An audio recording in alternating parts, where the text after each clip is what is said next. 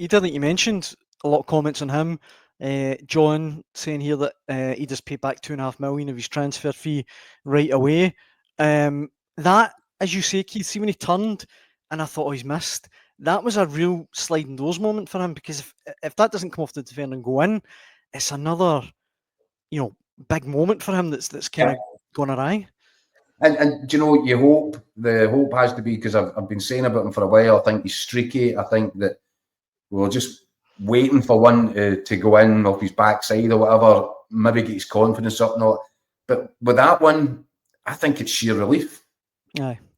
It's not, UEFA won't give it to him. It won't go down as his goal, but it's still a huge moment. He's still played his part in it. And, you wait to see. It could go either one or two ways, where he goes home tonight and he's kind of replaying it through his head and he still can't believe that he's not buried it at the first attempt. Or does it go the other way? Does he get a real kind of boost out of the fact that he's played such an important part in a goal which, has got a pretty, has marked a historic milestone, hasn't it? I mean, that's, how many years has it been now? Over a decade since Celtic? 2012 was the last knockout year for Celtic, aye? So, big moments, but nobody, the best will in the world, can watch that 90 minutes and say that Celtic didn't deserve the win. How they got it, still not sure. But it was, as I said, the game should have been over in half an hour. Yeah. And young boys were exactly what I thought they were going to be. They were terrified of the atmosphere, terrified of the occasion. They were all over the place at the back. Kuhn and Idah were running amok down the flanks. Kyogo was, his movement was, they had no match for it. You said in the first show earlier on, Keith, that it could turn out another Bratislava night, and it could have been on another night. It could have been way bigger than Bratislava. Celtic could have come off that park. Nobody could have argued if they were 4 or 5-0 up at half time. Absolutely. That's how dominant they were in the first half. But maybe because of the occasion, maybe because of the edginess, maybe because of the importance of it all, Idah and Kyogo didn't need to get themselves into these offside positions. They were burning for pace, so just a little bit too keen. The McGregor, the one that's called back for the foul by McGregor at full speed, I didn't see a foul. I just thought it was brilliant for McGregor to anticipate where the ball was going to go, to get there, rob the guy. And then not only does he do all that, then he's the presence of mind, the composure just to roll that ball into Kyogo, because he knows, look, you've got a better chance of finishing this than I do. On you go, fill your boots. Yeah. Kyogo goes through. This one looks as if it does go.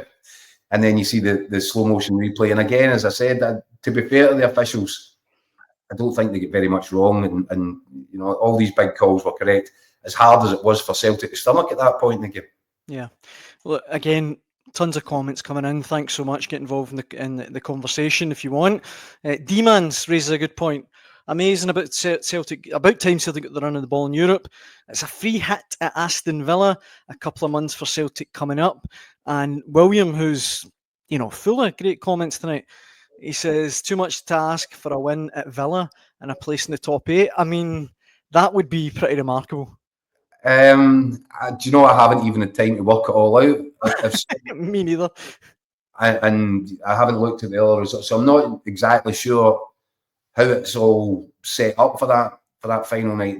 What I do imagine is that Villa probably, having been, setting a decent pace since the start of the competition. I think their first game was not a win over Bayern Munich, so they've sort of been flying into this competition. I know they've had a couple of speed bumps along the way, but Villa will really be thinking that top 8 place is up for grabs for them, and they'll go strong in that match, I would imagine, if they need to get the result to guarantee that. And of course Celtic will be missing Idah, which could be crucial. Yeah, silly, isn't it? He shouldn't have done it. But you know what? It's the Champions League. It's so unpredictable. It throws up these anomalies and incredible occasions. And Celtic are going to go into that game, the final game of the campaign, with nothing on it. It's genuinely a free hit. Go down there, enjoy yourselves, give them a game. There's no pressure on because you've done what you set out to do at the start of this. So go there and give them a game. You know, we'll tomorrow night we'll see Rangers go to Old Trafford, and as we discussed in the 6 o'clock show tonight, you're looking at that going, well, there's no reason for Rangers to feel intimidated by this. Granted, Villa are a far better side than United, but Celtic are a far better side than Rangers, judging by the league table. So why not? Why not go down there? You know, give it a blast. I don't know what John McGinn's situation's like, injury wise, but Villa have struggled without him. So, you know, I know he'll be desperate to play in that game. But look, Daniel, see after that tonight, I think I'm going to stop predicting anything because that was mental. Aye. Well, look, the other thing that we haven't mentioned yet is the financial implications. That I believe it's €6.5 million Celtic get just for reaching the playoffs. And look, I know I'm asking you how long it is a piece of string, but do you think that'll influence the January transfer window at all? We've talked about Tierney. I don't think that the actual extra cash will change anything in terms of what Celtic are aiming to do. I told you all along that I think they'll be trying to get Tierney in before the end of this window. The cash, $6.5 million, Celtic have got so much money. What it might do is it might just shift the ambition level a little bit. It just might move the dial on that.